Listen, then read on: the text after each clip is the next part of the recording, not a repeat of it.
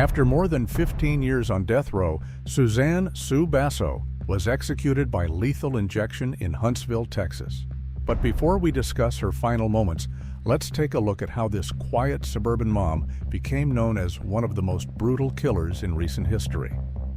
Due to the nature of this case, viewer discretion is advised. All descriptions are factual and handled with care. It was July of 1997 when 59-year-old Louis Charles Buddy Musso met Sue and her son, James J.D. O'Malley, at a local church carnival. Buddy had an intellectual disability, but still managed to live on his own. He had a simple life. He worked at a grocery store in New Jersey, managed his own money, and kept in regular contact with his Social Security representative, Al Becker. He was trusting and lonely, and Sue knew how to spot that kind of vulnerability. Within a year, she had convinced him to move to Texas, and by June 14, 1998, he had left everything behind to join Sue in Jacinto City. Sue quickly referred to herself as his wife-to-be on all kinds of official documents. But instead of the new beginning he imagined, Buddy stepped into a trap. Almost immediately, Sue cut Buddy off from the people who looked out for him. She blocked Al Becker's calls, tried to assign herself as Buddy's benefits payee, and behind the scenes, arranged for several life insurance policies, one of which would pay out $65,000 if he died from a violent crime. And that was not it. Buddy's will was suddenly changed, and it now declared that his entire estate was going to Sue.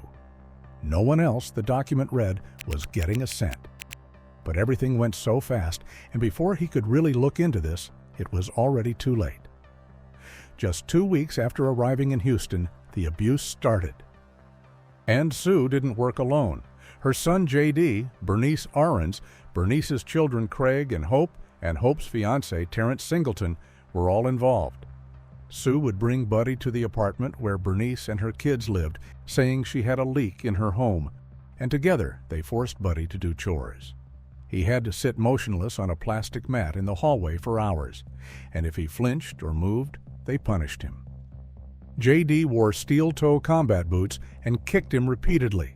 Bernice, Craig, and Terrence punched him like he was nothing, and Sue beat him with a baseball bat, striking his back, groin, and thighs, and she didn't stop there. She and Hope also whipped him with belts, their buckles tearing into his skin until it looked raw and shredded. At one point, someone told Sue that Buddy had misbehaved while she was gone, and her response was chilling. Weighing over 350 pounds, she jumped on his back while he knelt on all fours and slammed him to the floor. The weight knocked the air out of him. Buddy didn't fight back. He couldn't. He barely had the strength to sit upright. Eventually, Buddy was battered, burned, and barely able to sit upright. He couldn't hold on anymore and begged for help. He asked them to call an ambulance, but no one did. They knew what they had done. They could see the swelling, the cracked ribs, the bruises on his face. They saw all of it and left him there anyway. Instead, the group gave him what they called a bath. They filled a tub with bleach and Pine Sol. They didn't use any water. It was just chemicals. Then someone dragged him in and scrubbed his skin with a wire brush. They tore at his flesh layer by layer while he cried out in pain. Still, they didn't stop. Eventually, on August 25, 1998, his body, already failing, couldn't take it anymore. After another brutal round of beatings, a blow to his head fractured his skull, and Buddy died. After over 4 weeks of torture, death was the only escape he got. And the people who did it? They didn't cry. They didn't break down. They just asked one thing: what do we do with the body? Sue didn't panic, and she didn't show remorse. Instead, she launched into performance mode. That night, she started making calls. First to Al Becker, Buddy's Social Security representative. She said Buddy had simply vanished. Then she called one of his nieces, and later the police. Each time she stuck to the same story. She was worried. She said Buddy had met a little Mexican lady at the laundromat and probably ran off with her. That's what she told them, as if he had just walked away to Mexico, as if the last 4 weeks hadn't happened. But when she made those calls, Sue already knew exactly where Buddy was. She had been behind the wheel of Bernice's car with Buddy's lifeless body stuffed in the back. The others handled the actual disposal, dragging his broken body to a roadside ditch in Galena Park and leaving him there like trash. And Sue didn't stop there. She drove the same car to a nearby dumpster, where they tossed the bloody clothes, the gloves, and whatever else might tie them to the murder. It was cold and calculated. The next morning, August 28, 1998, a jogger found Buddy's battered body. It looked wrong from the start. His clothes were clean, but the wrong size, and the single shoe he wore was on the wrong foot. Someone had redressed him post-mortem, and they had done it clumsily. Then came the autopsy, and what the medical examiner found went far beyond a beating.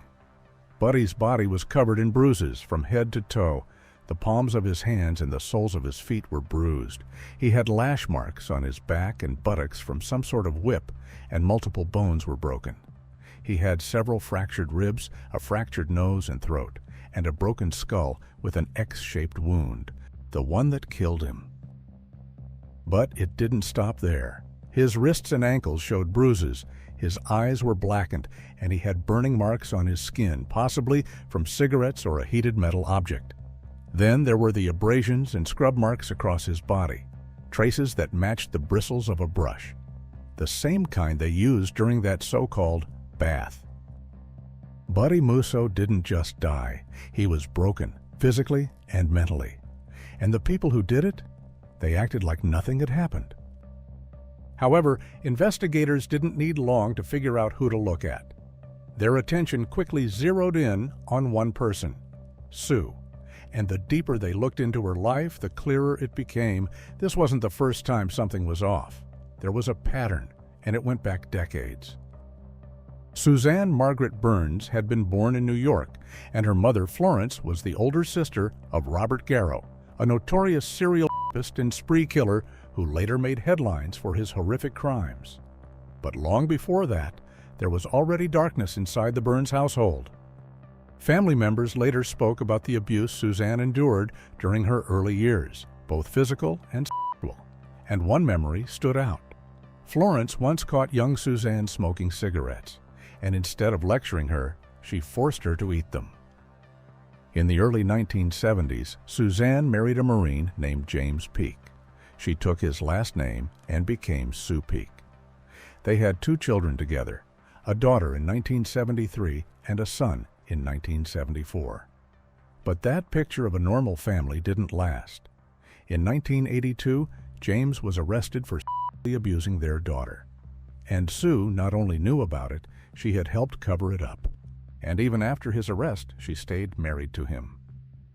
By the early 1990s, the whole family moved to Houston, Texas, and that's where Sue decided to start fresh, but not in a way most people would. She gave the entire family a new last name, O'Malley. She crafted a fake Irish-American identity and built an entire life on lies. She bounced between jobs, sometimes working as a security guard, but nothing stuck for long. Then, in 1993, she met Carmine Basso. He was from New Jersey and owned a private security company. They hit it off quickly, but there was one problem. Sue was still legally married to James Peak. So she and Carmine never married, at least not officially. Still, she moved him into her home, kicked James out, and started introducing herself as Mrs. Basso. She took Carmine's last name, told everyone he was her husband, and lived that lie right up until his sudden death in 1997. The official cause of death was heart failure, and no one looked into it further. But that was before everything with Buddy came to light. And now, with Sue's mugshot all over the news and her background fully exposed, Carmine's family started asking questions. The timing, the circumstances, the way he died, it all felt a little too convenient. Some investigators agreed. At least one relative pushed for Carmine's body to be exhumed, but that never happened. And just a few months after Carmine died, Sue met Buddy Musso. And in the final weeks of his life, Sue wasn't just a bystander. She was the ringleader in his brutal death. After police discovered Buddy's body, they searched Sue's computer and found something chilling, a copy of a restraining order. It barred any of Buddy's relatives from contacting him. But that wasn't all. Tucked inside a pair of Buddy's pants, they found a handwritten note addressed to a friend in New Jersey. "You must get down here and get me out of here," it said. "I want to come back to New Jersey soon." It was clear Buddy had been desperate to leave. And the deeper investigators dug, the worse it got. They uncovered several insurance policies naming Sue as the sole beneficiary, and they also found a document titled Last Will and Testament, which left everything to Sue and made sure no one else was to get a cent. It was signed by J.D., Terrence, and Bernice as witnesses. The document claimed it had been created in 1997, but it was traced back to Sue's computer and had actually been written on August 13, 1998. Prosecutors said she lured him in for his life insurance money, orchestrated the torture, and recruited others to help carry it out. Each one of them was eventually tried separately. In 1999, J.D. was convicted of capital murder and sentenced to life in prison. Bernice Aarons, who also took part in the abuse, got 80 years. Craig Aarons received 60, and Terrence Singleton, Hope's fiancé, was also convicted of capital murder and sentenced to life behind bars. All four are still in prison to this day. Hope's case ended with a hung jury, but instead of going through another trial, she agreed to testify against Sue in exchange for a plea deal. She was sentenced to 20 years and has since been released after completing her sentence. And then came Sue's trial. At the time of her arrest, she weighed more than 350 pounds, but within a year, she had dropped to 140. The change was dramatic, but prosecutors told the jury it was all surface. They argued that the real Sue hadn't changed at all. She was still as manipulative, dangerous, and cruel as ever, and that losing weight couldn't hide what she had done. In the courtroom, Sue demanded a wheelchair. She claimed she couldn't walk, that she was paralyzed, overwhelmed by pain, and suffering from severe mental illness. Her symptoms came one after another: chest pain, stomach pain, migraines, and her voice had changed too. She spoke in a high-pitched, childlike squeak, insisting she had regressed to a younger state of mind, but the act didn't hold. A court-appointed psychiatrist said what others were thinking: she was faking, and Judge Mary Lou Keel agreed. Sue was ruled competent to stand trial. Each morning she was wheeled into the courtroom looking hollow. She would slump at the defense table, silent and moody. Some days she glared at the jury. Other days she looked like she wasn't even there. But the jury heard her voice, her own words. Like in the other trials, prosecutors played the taped confession. Sue admitted she had hit Buddy with a belt, but claimed she was more of a witness than a participant. She said she just watched, that it wasn't really her. But Hope told a different story.